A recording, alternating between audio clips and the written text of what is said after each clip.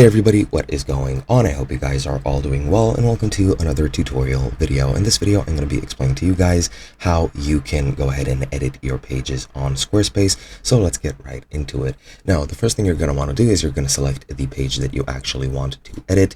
For example, if I click on my main page, it'll take me to this landing page that I've set up. And if you want to select other pages, you can go to pages and then click whichever page you would like. For example, schedule, simply to get to that page so that you can actually start editing it. Now, once you're on that page, what you're going to want to be doing is clicking on the edit button in the top left, and here you can do a couple of different things. Now, for some reason, it is trying to load up. There we go. And now I can start editing these pages or these pieces of text however I would like.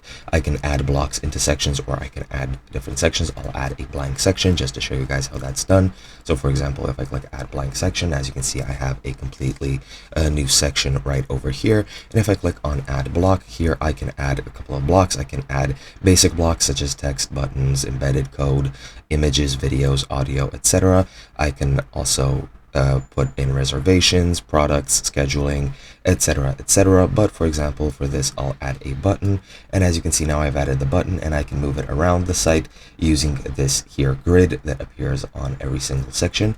And if I drag it down, it's going to expand that grid.